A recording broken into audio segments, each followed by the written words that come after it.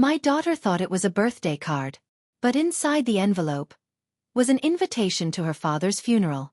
A funeral I never knew existed, because 5 years ago, they told me he died in a car crash. No service. No body. No ashes. Just silence. And now, after all these years, this? Not grief. Not closure. A warning. Because the more I dig, the more I realize he was never dead. He was buried alive. By the people who call themselves family. So if you want to know what happens when a mother stops grieving and starts fighting, stay right here. This story gets darker than you'd ever imagine. I stood in the kitchen, pouring juice into my daughter's cup, when I heard her voice tremble. Mom! This isn't for my birthday. Emily was holding a white envelope in both hands, her fingers curled tightly around the edges. I took it from her, noticing the handwriting on the front. Sharp. Precise. Controlled. It was from them, Eleanor and Charles Whitmore. My in-laws. The same people who had barely acknowledged my daughter since Matthew's so-called accident. Inside was a formal invitation. Thick cream paper. Silver embossing. Cold. You are cordially invited to the memorial service honoring the life and legacy of Matthew Whitmore. 5 years remembered. My heart sank. They never held a service. Never sent flowers. Never even offered ashes. Now, 5 years later, they wanted to gather the city's elite to mourn a man they never truly loved. And a father they tried to erase. Emily looked up at me, her voice barely a whisper. Why would they do this, Mommy? Why now? I didn't have an answer. Not yet. But I knew this wasn't about grief. It was about control. And I was done letting them pull the strings. That night, after Emily fell asleep, I dug through the box I kept buried in my closet. Documents. Old USB drives. My husband's laptop. Things I hadn't touched in years. I wasn't just mourning anymore. I was investigating. And within an hour, I found something I didn't expect. A folder on Matthew's hard drive. Locked. Labeled. If something happens to me. I stared at the screen, my hands shaking. Whatever this was, it was never meant to be seen by them. But he wanted me to find it. And when I opened it, I realized my husband never left us. He had been taken. And the people who claimed to love him were the ones who made him disappear. The folder was password protected. I stared at the blinking cursor, heart pounding. I hadn't typed his name in 5 years. But my fingers moved on their own. EMILY. It unlocked. Inside were 2 files. A PDF titled, Power of Attorney, Draft. And a video. No title. No date. Just, play it for me. I hesitated. My hand hovered over the trackpad. My breathing shallow. Something about this felt sacred. Final. Like opening this video would tear open every wound I had sealed shut. But I clicked. And there he was. Matthew. Same brown eyes. Same nervous smirk. But thinner. Paler. Tired. He sat in what looked like a hotel room. Curtain drawn. Bed untouched. He was dressed in a white button-up, sleeves rolled, and he kept glancing at the door. Then he spoke. Claire. If you're seeing this, it means something went wrong. Or maybe, it means they made sure you never got answers. I felt my knees go weak. I sat down slowly on the floor, unable to look away. My parents. They never wanted us together. They called you manipulative. Said Emily wasn't part of the Whitmore bloodline. They said I was making a mistake. So when I filed the adoption papers, my mother gave me a choice, the family name or the family I was building. His voice cracked. And then, he smiled. The soft kind of smile I hadn't seen since our wedding day. I chose you. I chose Emily. Every time. I covered my mouth with both hands. My chest burned. But then I started getting sick. Fainting. Forgetting things. I thought it was stress. Turned out someone had been tampering with my meds. I checked the security footage. It was someone close. He looked down. Swallowed hard. Then stared straight into the lens. Claire. If anything happens to me, know this. It wasn't an accident. It was a plan. And if my parents send you anything, It means they're still trying to erase me. But don't let them. Please. The screen went black. I sat there for a long time, hands trembling. I wasn't crazy. I wasn't paranoid. Everything I feared was real. They didn't just lie. They orchestrated everything. From the medications, to the silence, to the letter sent to my daughter 5 years later. But what they didn't know was that Matthew left behind more than a memory. He left behind evidence. A breadcrumb trail. And I was going to follow it. All the way to the truth. Even if it meant burning the entire Whitmore legacy to the ground. The next morning, I didn't wake up. I rose. With purpose. I packed Emily's lunch, walked her to school, kissed her forehead. Then I drove straight to the law office downtown. Not the firm Matthew's family used. Mine. It had been years since I walked into that building. But the receptionist still remembered me. Or maybe it was the look on my face. Claire Bennett. I need to reopen a file. Estate of Matthew Whitmore. Her smile faded. Give me a moment, she said softly. 10 minutes later, I was sitting across from Elliot Reese, my old estate attorney. He looked older. Grayer. But still sharp. Claire. I thought the case was closed. I slid a flash drive across his desk. No. Elliot. It was buried. I'm about to unearth it. He opened the drive. Watched the video. His expression didn't move, but his fingers curled slowly into fists. This changes everything, he whispered. I nodded. I want to re-examine the will. The adoption records. The asset transfers. All of it. He leaned back. You're saying Matthew may still be alive? I'm saying he was alive long after they claimed he wasn't. And I have proof someone was trying to make him disappear. He pulled the file. Old. Sealed. Tightly bound. I remember this case, he muttered. Matthew's will came in unusually fast. Filed by his mother. No delays. No probate disputes. And strangely, no death certificate attached. I froze. What? Elliot nodded slowly. I questioned it back then, but I was advised to drop it. You were grieving. The family said they'd handle everything. They handled it, all right? Like puppet masters pulling strings behind velvet curtains. I clenched my jaw. I want full access. Everything tied to his estate, every signature, every document. Elliot nodded. And Claire, if this goes where I think it's going, you won't just be challenging a will. You'll be accusing one of the most powerful families in Georgia of fraud. I looked him dead in the eye. They tried to erase my daughter's identity. They used their power to break the man I loved. And now they want us to mourn a lie. I leaned in. Let them come. That night, I tucked Emily into bed. She asked, Mommy, are we going to the memorial? I smiled softly. No, sweetheart. We're not attending their version of the truth. We're going to write our own. And just like that, the battle began. 2 days later, a box showed up on my porch. No return address. But I knew who sent it. There was a smell I hadn't felt in years. Eleanor's perfume. Subtle, expensive, suffocating. Emily ran to it, hopeful. Maybe it's from Grandma? I said nothing. Just watched her open it. Inside were 3 things. A tiny porcelain angel figurine. A half-used birthday candle. And a generic card that read, Thinking of our real family during this difficult time. I felt the blood drain from my face. Emily tilted her head. What does that mean? I took the box from her gently and said, It means, they finally said the quiet part out loud. That night, when she went to sleep, I pulled out a bin I hadn't opened since the year Matthew died. It was full of photos. Holiday cards. Birthday gifts. I lined them up on the floor. And suddenly, the pattern screamed at me. 1 year, all the Whitmore grandchildren got personalized snow globes. Emily got a candle. The same candle that just showed up in that box.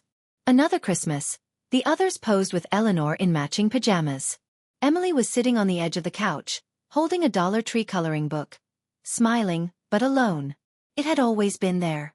Hidden in plain sight. Not abuse loud enough to be called out. But cold enough to be remembered forever. The kind of neglect that teaches a child they're less than, without ever saying it aloud. And I'd let them do it.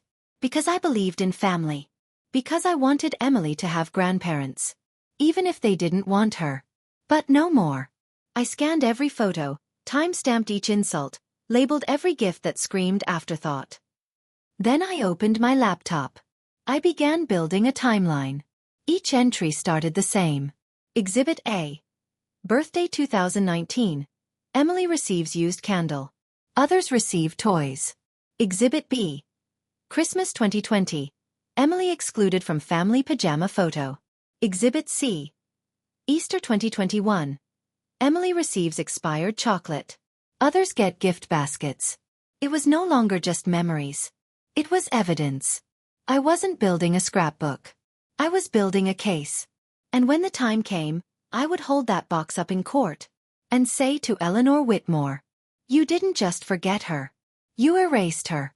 But now, the whole world will remember what you did." And for the first time in years, I didn't feel like a grieving widow. I felt like a mother preparing for war. It started with a withheld number. I almost didn't answer. But something in my gut told me, "Pick it up." "Mrs. Bennett?" A smooth, male voice. Professional. Calculated. "This is Charles Whitmore's legal representative. We've been informed that you've reopened Matthew's estate case. Is that correct?" I said nothing. Let the silence sting. Then I responded, cool and clipped. "Yes. And you'll be hearing from my attorney shortly." He chuckled. Like I was a child misbehaving. "I think we can avoid unnecessary complications, Claire. After all, this situation is sensitive. For everyone." Sensitive? My husband was hidden for years. My daughter discarded like she was disposable. And now they were calling this sensitive? I forced myself to stay calm. "What do you want?" He paused. Just long enough to sound smug. "To remind you that Emily is not blood. And therefore, not entitled to inheritance protected under the Whitmore Family Trust." There it was. The real reason. Not grief. Not legacy. Money. "And," he continued, "while we understand your emotional attachment, the courts tend to follow biology." I didn't flinch. I didn't cry. I smiled. "Great," I said. "Because the first thing I'm submitting to the judge is a signed adoption record. Filed. Stamped. Irrefutable." Followed by a video message from Matthew himself. Now he paused. I heard paper shuffling. A change in tone. "Mrs. Bennett, let's not escalate this." I leaned back in my chair and whispered, "You already did. The moment you sent a funeral invitation to a 10-year-old girl." I hung up. My hands were shaking, but not from fear. From focus. This wasn't just a case anymore. It was a test. To see if I would back down. Bow out. Disappear, like they tried to make Matthew do. But I wasn't just carrying his memory. I was carrying his voice. And I had no intention of being silent. That night, I wrote a letter of my own. Addressed it to the probate court of Chatham County. Attached the video, the adoption records, and the timeline of exclusion. The final line of my motion read, "This is not about wealth. This is about recognition. A daughter grieving her father. A mother refusing to be erased. Let the Whitmores hire every lawyer in Georgia. Let them twist every word and bury every truth. Because this time, I brought a shovel." I didn't sleep that night. Not from anxiety. But because something in that phone call wouldn't leave me alone. The courts tend to follow biology. That sentence kept circling my brain like a vulture. Until it hit me. What if that's exactly what they were betting on? What if they knew something about Matthew's past I didn't? I went back into his office. The one I'd kept locked for years like a museum of silence. His desk still smelled like him. Cedarwood and ink. His files were neatly labeled. Too neat. I started digging. Folders. Financials. Travel documents. Then I found it. A sealed manila envelope, tucked in the back of a drawer marked, "Personal, Confidential." Inside, a birth certificate. 2 names I didn't recognize. And a letter. Written in Matthew's handwriting. "Claire. If you ever find this, it means the past I tried to bury has finally clawed its way out. The people listed on this document are not just strangers. They're the reason I changed my name at 19. My mother and father didn't just raise me. They bought me. I was adopted, but raised like a showpiece. A name carrier. And when I tried to find my biological parents at 18, my mother made me choose. Forget them or lose everything. I chose survival. I stopped breathing. He was adopted. Just like Emily. And no one ever told me. It wasn't just irony. It was legacy. The same woman now claiming Emily wasn't real family had built her empire on a lie she buried decades ago. I sat in that office for hours, staring at the letter. And then it clicked. If I could find Matthew's biological parents, or at least proof that Eleanor had covered up his adoption, then their entire argument against Emily would implode. They wanted a fight about blood? Fine. Let's talk about who's been faking theirs for 30 years. The next morning, I drove to the Vital Records office in Atlanta. Took a number. Waited 4 hours. Then I requested a sealed amendment. It took some paperwork. A lot of explanation. But by noon, I had it in my hands. Official proof that Matthew Whitmore was born Matthew Cole. Adopted at age 2 by Charles and Eleanor Whitmore. The file was sealed under private family order. Covered. Hidden. Forgotten. Until now.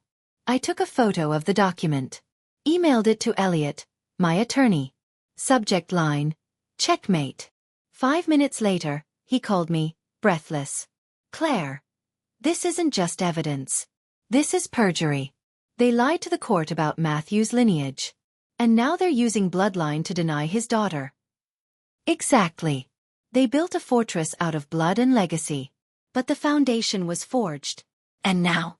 I was tearing it brick by brick. It came in the mail. No return address. No stamp. Just a white envelope, slid under my front door like a ghost.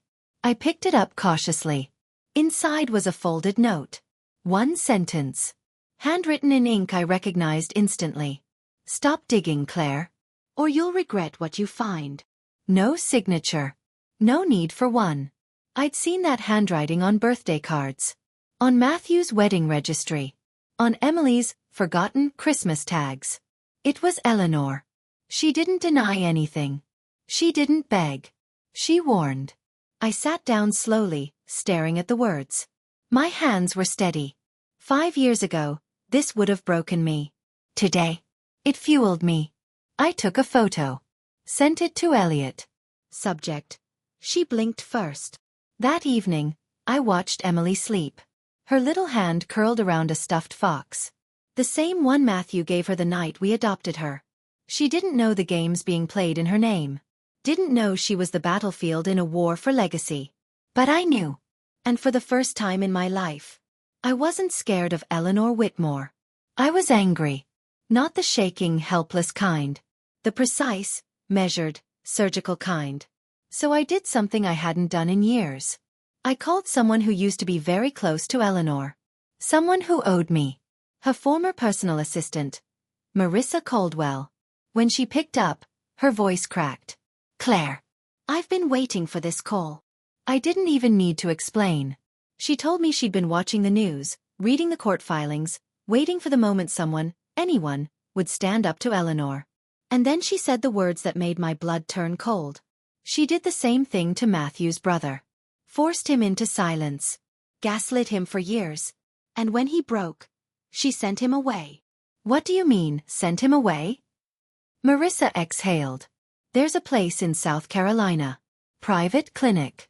Paid off records. I can give you the name. But once you open this door, there's no going back. I didn't hesitate. I'm not going back, I said. I'm going through. Later that night, another envelope appeared. Taped to my front gate this time. This one wasn't a warning. It was a challenge. You're not as smart as you think you are. And you clearly don't know what real family is capable of. Oh, but I was learning. Every move she made gave me more evidence. Every threat, another admission of guilt. She wanted me to be scared. Instead, I started recording everything. Voice memos. Photos. Screenshots. even Emily's memories. I wasn't just documenting for court anymore. I was documenting for survival. Because Eleanor Whitmore wasn't just trying to erase my daughter. She was trying to rewrite history, page by page. But I had the pen now. And the next chapter would be hers to choke on. The clinic sat at the end of a gravel road, tucked between cypress trees and the smell of decay. No sign. No welcome mat. Just a keypad gate. And silence.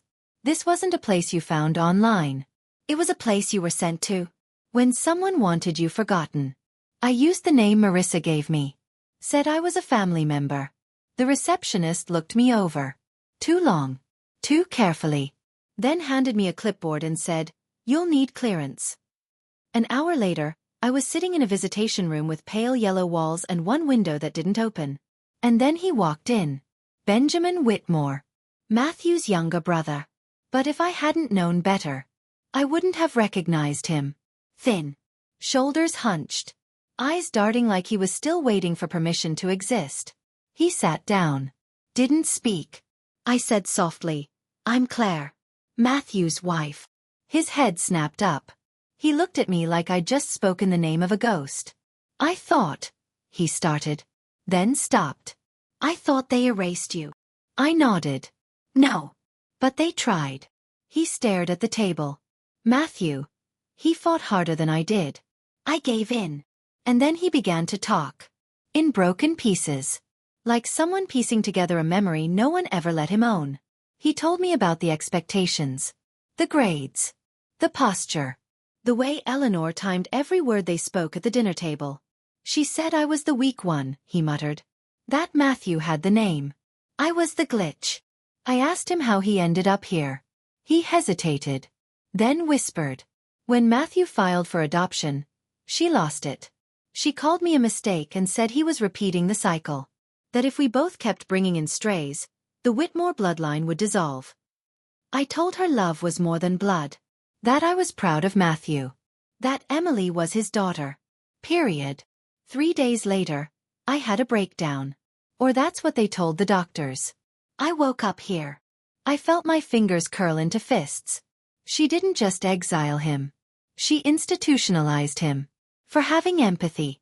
He looked up, voice cracking. Do you know what it's like to be punished for not hating the people your family tells you to? She doesn't want control, Claire. She wants legacy. And she'll destroy anyone who doesn't carry her version of it. I slid a folder across the table.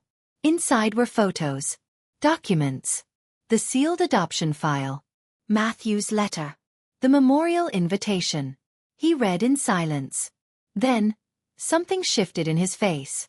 For the first time. He looked angry. I want to testify, he said. I blinked. Are you sure? He nodded. I was locked away to protect a lie. Maybe it's time I speak to burn it down. That night, I drove back to Savannah under a sky that looked like it was holding its breath. I had my witness. I had my proof. And now, I had the family's forgotten son back on my side. The same family that claimed, bloodline is everything, was about to be destroyed. By the one they tried to erase. The courtroom smelled like old wood and cold justice. I sat beside Elliot, my attorney, as Eleanor walked in, draped in gray silk, pearls resting just above her collarbone. She didn't look at me. She didn't need to. To her, I didn't exist. I was a smudge on the Whitmore name.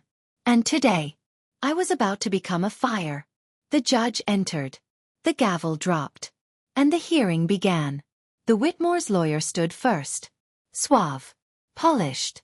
He delivered a speech so elegant you'd think he was eulogizing royalty. He called the inheritance dispute a tragedy born from misunderstanding. He framed Emily's adoption as emotionally complex. And he dared to say, while we recognize Claire's role in Matthew's life, the Whitmore estate follows strict bloodline parameters. As it always has. As it always will.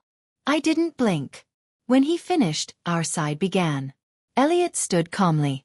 Then simply said, we'd like to call our first witness. Mr. Benjamin Whitmore. Gasps rippled through the room. Eleanor froze. Her hand tightened around her handbag like it held her spine together. Benjamin entered. No longer hunched.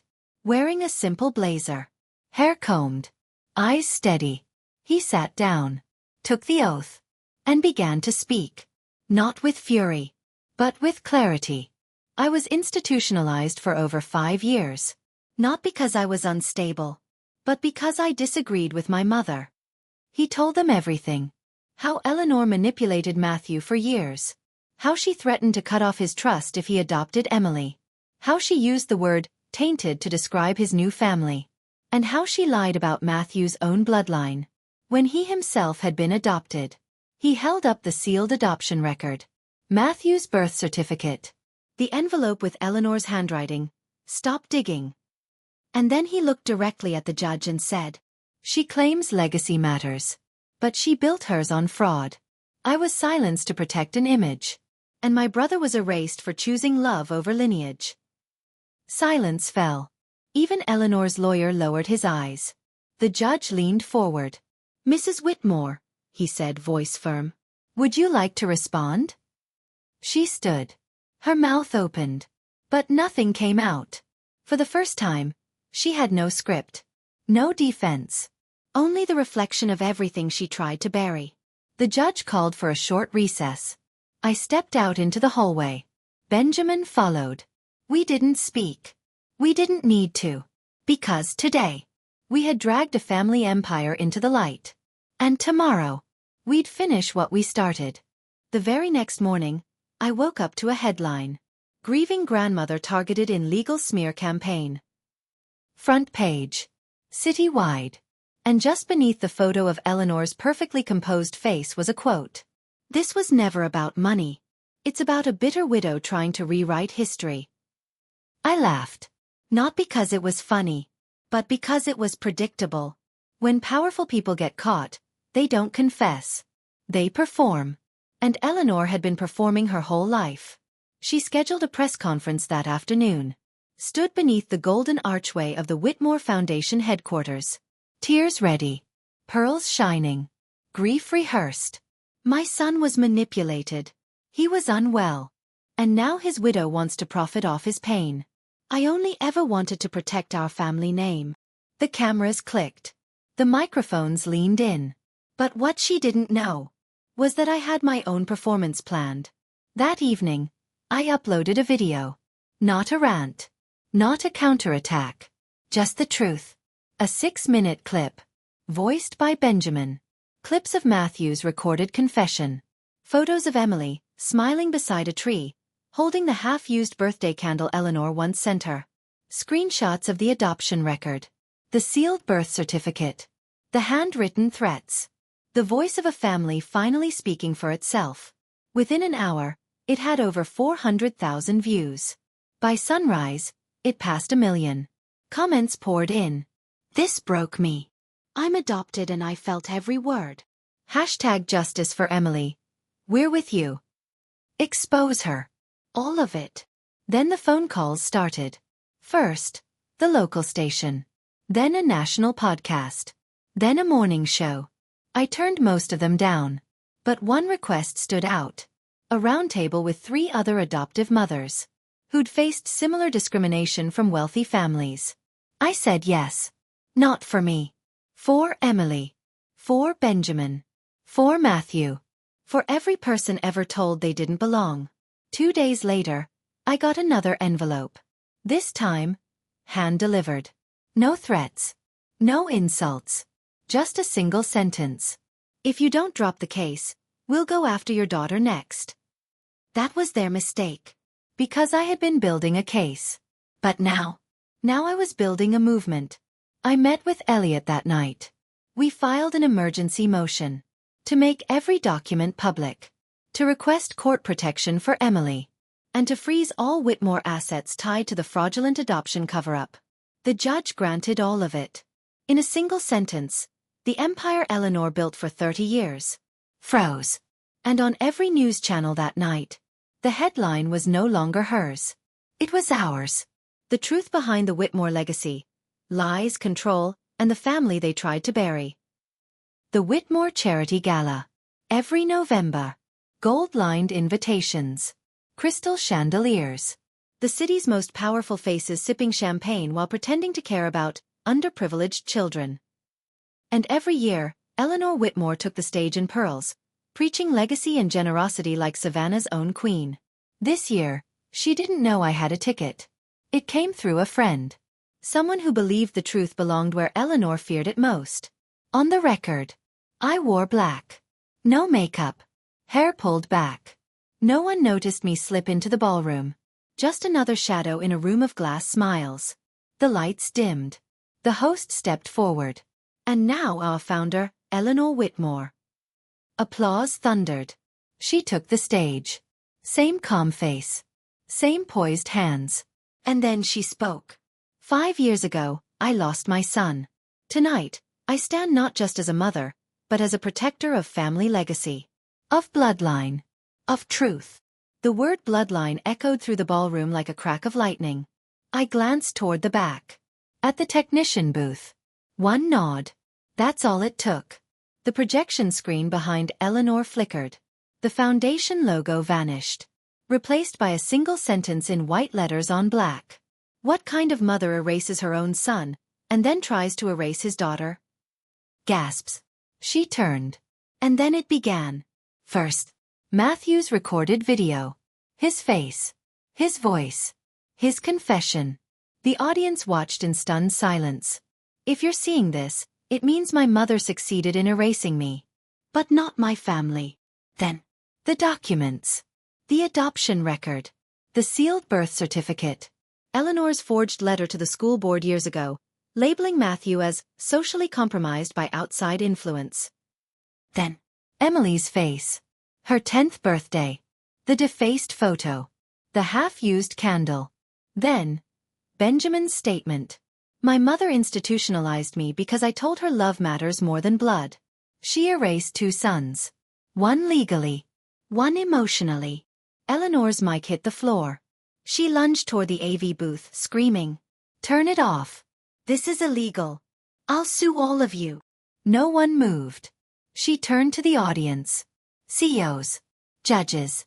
Philanthropists. But they were already pulling out phones. Leaving their seats.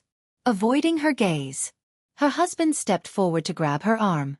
She shook him off. And that's when the final blow landed. The screen faded to black. Then flashed one last quote. Matthew's voice, calm and steady. Don't forgive her, Claire. Not for me. Not for Emily. Let the world see who she really is. Silence. Absolute silence. No applause. No music. Just the weight of truth, fully unveiled. I slipped out the side door. Unseen. Unbothered. I didn't need to stay for the fallout. Because for the first time, she couldn't escape it. Her empire had crumbled. Not with a bang, but with a screen and a sentence. And the woman who once controlled every room with a whisper was now drowning in her own echo. They tried to bury us in silence. But we didn't stay quiet. We documented everything. And in the end, the truth became louder than their legacy. 2 weeks later, the final hearing began. Eleanor arrived with a new lawyer. Her husband walked 10 steps behind her, no longer touching her.